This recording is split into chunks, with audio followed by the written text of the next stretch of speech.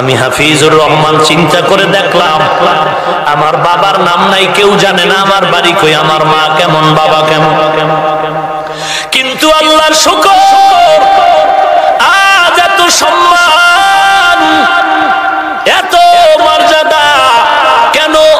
আমার এলেম আছে, খোদার কসম আমার কোন এলেম নেই। আমার কণ্ঠ না রে বাবা, এই জমিনে কত গানের শিল্পীর কণ্ঠ আমার থেকে ভালো, কিন্তু এত সম্মান নাই। আমি হাফিজুর রহমান কেন এত সম্মান পেয়েছি? চিন্তা করে রেজাল্ট বের করে দিলাম। আমার এই সম্মান আর মহব্বতের পেছনে রসুলের আদর্শ, কোরআনের আকর্ষণ।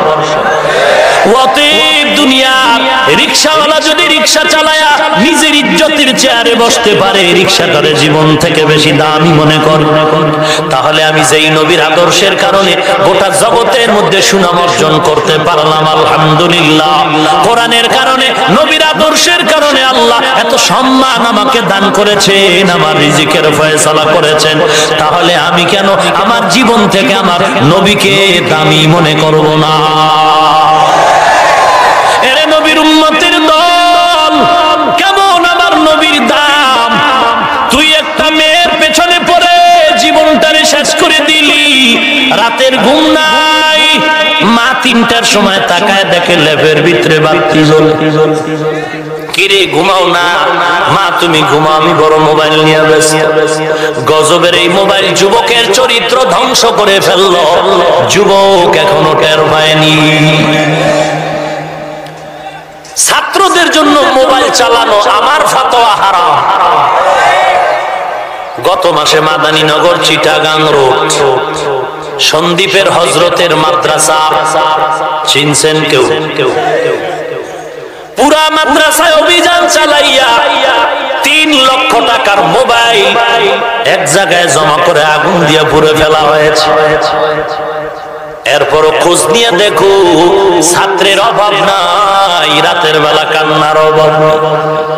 কে বলেছে জমিনে কান্না নাই, আমল নাই? বসুন্ধরা যাও, মাদ্রাসায় একটা ভর্তির নিয়ম, ফরম নিয়ে মাথার চুল কাটা লাগবে, নাইলে ভর্তি বাতিল। খবর নাও, ছাত্রের অভাব নেই। আল্লাহ তাআলা বলেন, যালিকা বিমা আসাউ ওয়া কানু ইয়াতাদুন। সূরা বাকারা 61 নম্বর আয়াতের শেষ অংশের এই অংশ।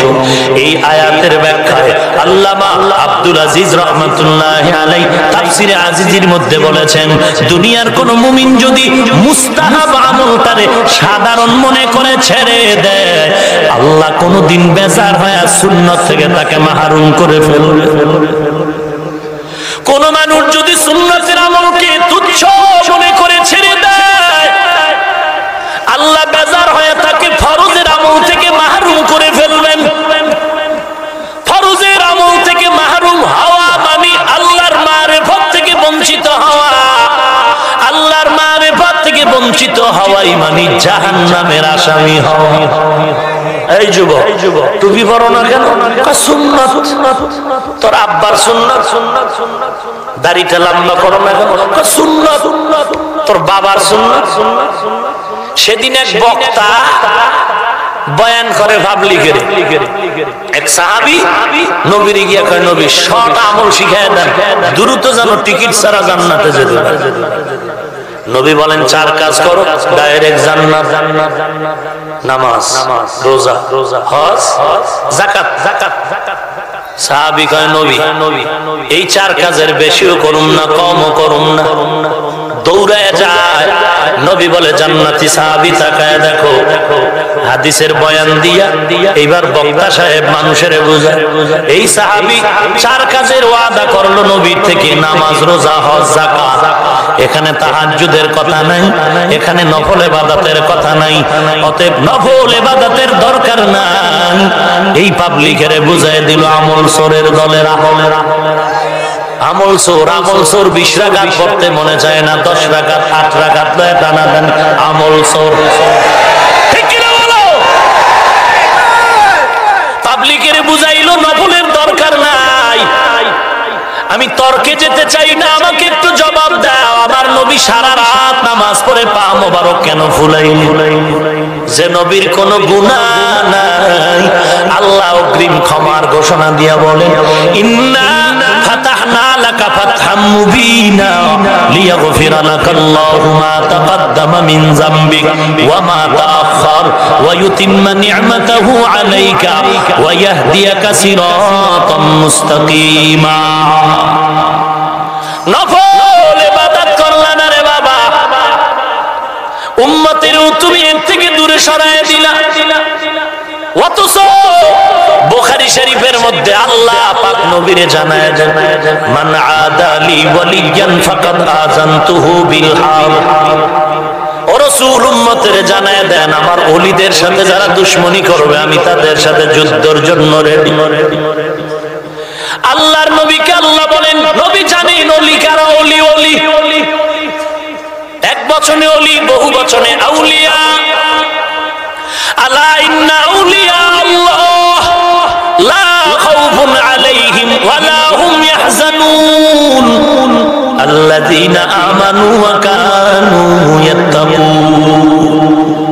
ওরে আউলিয়া কেরাম, কোনো ভয় নাই, কোনো চিন্তা নাই, তোমরাই চূড়ান্ত বিজয়ী হয়ে যাবে যদি দুইটা গুণ অর্জন করো। এক নম্বরে তাকওয়া, এক নম্বরে খাঁটি ঈমান, দুই নম্বরে তাকওয়া অর্জন করে চলো। তাকওয়ার উপরে যখন চলবে আমি আল্লাহ তখন তাদেরকে আলাদা একটা পাওয়ার দান করব, পাওয়ার। ইয়া আইয়ুহাল্লাযীনা আমানু ইন তাত্তাকুল্লাহ ইয়াজআল লাকুম ফুরকানা। ওরে মুমিন, যারা তাকওয়ার উপরে চলবে আমি আল্লাহ তাদেরকে ফুরকান নামের একটা সম্পদ দিব। মা মা'নাল ফুরকান হুয়া নূরুম মিন ইলাহি। ফুরকান হলো আল্লাহর পক্ষ থেকে একটা নূর, যেই নূর একটা আলো। অন্ধকারে টর্চ লাইট হাতে নিয়ে একা চলা যেমন সম্ভব, তাকওয়ার পাওয়ার ওয়ালারা ফুরকান নামের আলো দিয়া হক বাতিল নির্ণয় করে হকের পথে চলাটাও সম্ভব। বুখারী শরীফের ইবারাতে আল্লাহ নবীকে আল্লাহ বলেন, ওলি কারা? বলে ওলি কারা নবী জানেন, এরা শুধু ফরজ ইবাদত করে না, বেশি বেশি নফল ইবাদত করে। আর এই বক্তায় কয় নফল লাগবে না, এরা আমল চোর, এরা ঈমান চোর। ও দয়ার মালিক, দয়া করে আপনি হেদায়েত দান করুন। আরো জোরে বলেন। বড় আজীব ব্যাপার, তুমি বুখারী পড়ো তো বুখারীতে তুমি কি আল্লাহ আল্লাহর বয়ান পাও নাই? হুদাই তুমি চিল্লাও, কোরআন হাদিসে ফির মুরিদি নাই। এই জন্য মাঝে মাঝে বলে আদার ব্যাপারী জাহাজের খবর নিও না, রিক্সাওয়ালা ট্রাকের সাথে পাল্লা দিও না। মাঝে মাঝে দেয়নি, বিশ্ব রোডে ট্রাক চলে, রিক্সাও চলে, মেশিন লাগাইছে তো হ্যান্ডেল ধরে ঘুমানে মাঝখান দিয়া যায়, মনে হয় রোড আব্বাই বানাইছে। ট্রাকওয়ালা হরেন দেয়, চুপ চুপ, তোর মেশিন আছে আমার তুই হরেন দাও, আমার কি আছে? কোন সাইড নাই। ট্রাকওয়ালা কি আর শুনতে চায়? এরে বান্দা, সিংহে কি শিয়ালের ভেস কি শুনতে চায়? মাথা গরম হয়ে গেল। ট্রাকওয়ালা এমন জোরে একটা থাপ্পড় মেরে রিক্সাটারে ঢালে ফলায় দৌড়। রিক্সা গাছের লগে বাড়ি খায় ভর্তা। রিক্সাওয়ালা আর এক জায়গায় সিফার ভিতরে চামড়া খুলে কানতেছে, ধর আমার চামড়া নাই। মিল্লা ভাম লাগা, কয় ভামে কাম হইল না। এবার ডাক্তার দেখায় খুশি, খুশির মধ্যে আবার কান্না। কিরে রিক্সাওয়ালা, আবার কেন কাঁদো? বলে এতক্ষণ কাঁদছিলাম রোগের কারণে, বাহিরের জ্বালা, এখন কাঁদি অন্তর জ্বালা। বলে কি তোর অন্তর জ্বালা? বলে যে এই রিক্সা আমার ট্রাকে ধাক্কা দিয়া ফালায় দিল, ওই ট্রাকের পেছনে লেখা দেখলাম আবার দেখা হবে। এই ভয়ে কান্না করি, কখন আবার দেখা হয়, আবার ধাক্কা দিয়া ফালায় দেয়। বড় দুঃখ। কোরআন শরীফ খুলে দিলে আরবি বুঝো না রে ভাই, বুখারী শরীফের আরবি বুঝো না, মুসলিম শরীফের আরবি বুঝো না। এই লোকটা যদি আবু হানিফারে গালি দেয়, এই লোকটা যদি খাজা মঈনুদ্দিনের গালি দেয়, এই লোকটা যদি তাবলীগওয়ালারে গালি দেয়, এই লোকটা যদি চরমনের বিরোধিতা করে, আহলে সুন্নতের বিরুদ্ধে কথা কয়, রক্ত থাকতে মেনে নিতে পারি না। ঠিক কিনা বলো?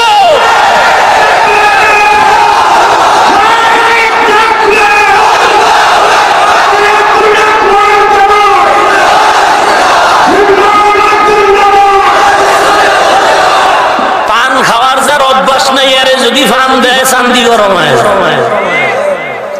পান দিছে কাঁচা সুপারি দিয়া খাইয়েই মাথা গরম। বিশ্ব রোডের